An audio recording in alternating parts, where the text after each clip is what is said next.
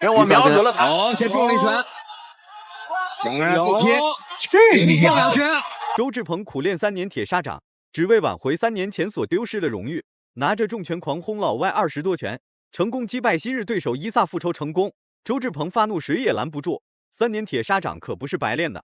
初出茅庐的周志鹏在3年前吃了哑巴亏，被伊朗拳王精湛的拳法打了个人仰马翻。3年后的周志鹏卷土重来，苦练3年铁砂掌，只为击败伊萨挽回荣誉。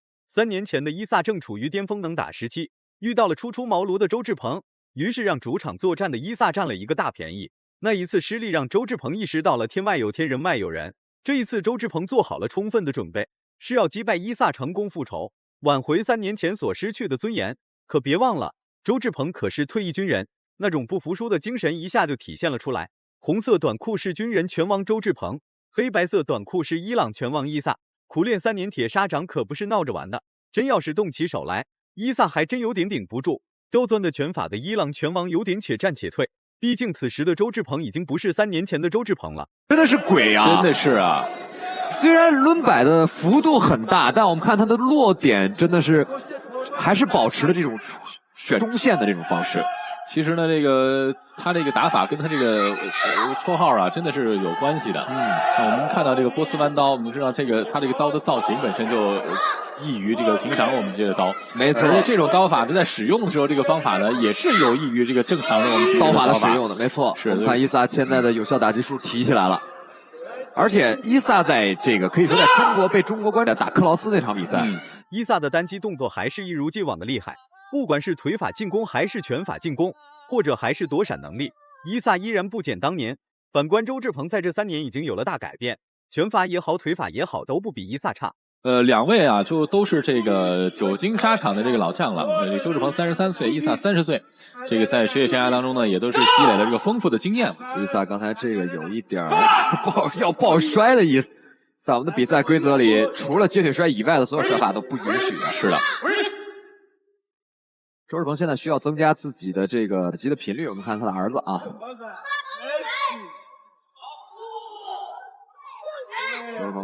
周志鹏这个小宝宝还在下头支招。身为复仇者的周志鹏，进攻攻势必须要比伊萨强势一点。这位小宝宝就是周志鹏的儿子，也在台下进行指挥。不过俩人的搂抱次数比较频繁，这或许就是高手之间的较量。搂抱只是为了下一次更好的进攻。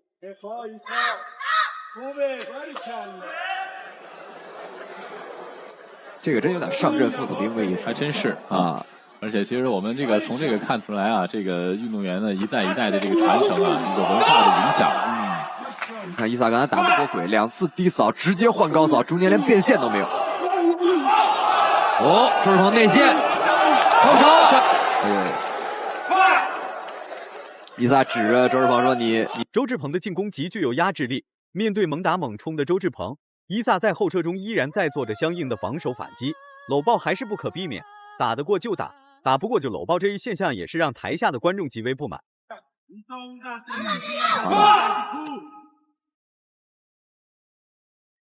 伊萨掏进去了，后手又塞到，又有了，有一次。我们看伊萨的这种拳法，不像是那种标准性的这种拳法，是，他是依靠自己的这个时机和这个战机。伊萨一个摇臂，双方在换腿期间，周志鹏的大腿抬得有点低，不经意间碰到了伊萨的裆部，裁判不暂停还好，一暂停伊萨就开始装了起来，捂着裆部在擂台一脚嗷嗷乱叫。如果5分钟对伊萨来说不够，我相信够。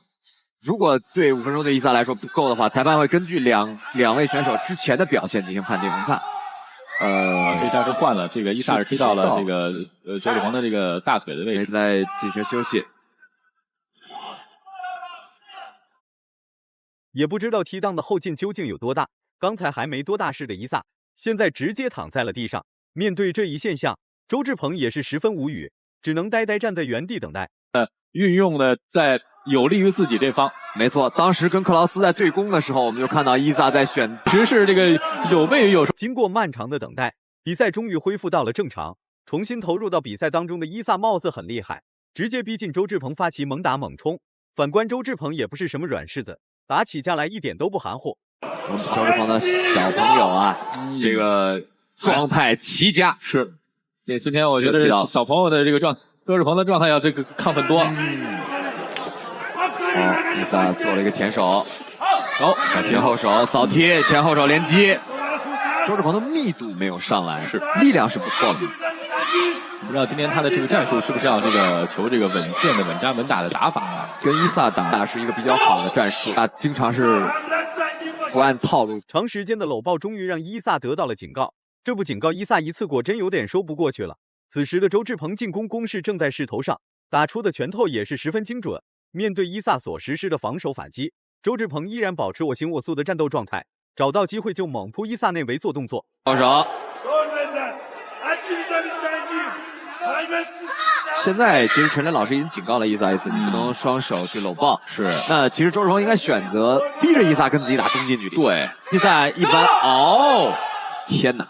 嘿，这个周志鹏还有后脑着地的这个，所以看看这个还好有没有这个震荡有没有会影响。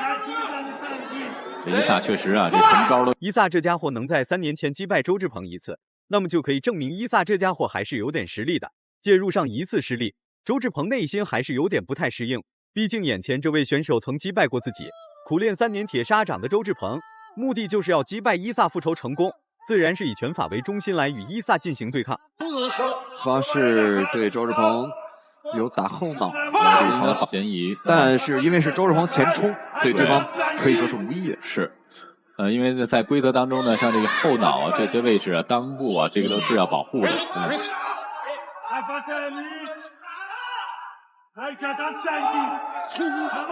扫地。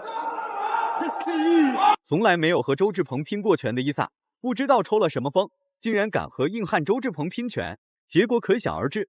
周志鹏的3年铁砂掌可不是白练的，真要是进行换拳的话，伊萨还真不是对手。稳了，7，我们的坚持8秒了，8秒啊！伊萨站起来了。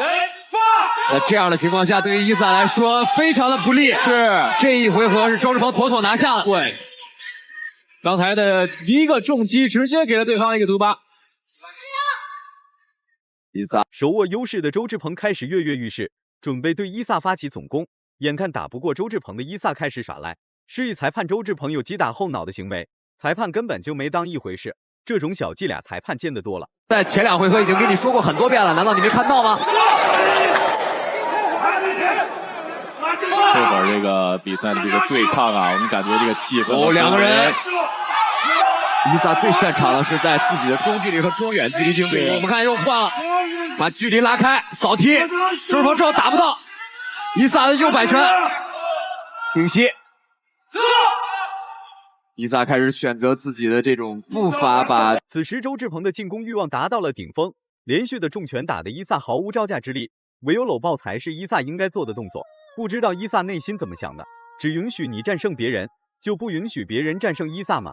刚进攻就进入到了搂抱，伊萨继续示意周志鹏有击打后脑的嫌疑，裁判根本没把这家伙当回事，想耍赖还不看看这是在哪里？这可是在中国。开始出现过多的湿滑的情况。周志鹏是个反架啊，我看伊萨现在先中了一拳，两个人对拼，又中2拳，有点连拉带周志鹏右额上啊起了个包。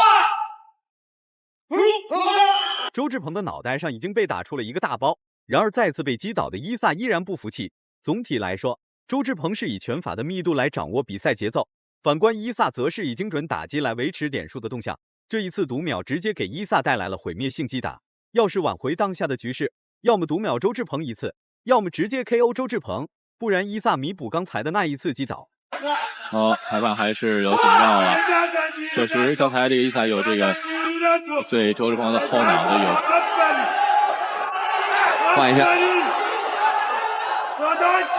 周志鹏的脚步要再快一点，对，后手扫踢换拳，体能不支的伊萨被周志鹏挤在角落处进行击打，无奈的伊萨只能搂抱。不过周志鹏的脑袋上已经出现了一个大包，必须要注重保护一下头部，不然伊萨会盯着周志鹏的大包进攻。放手，伊萨现在主动进攻的太少，最后10秒钟，你碰一下。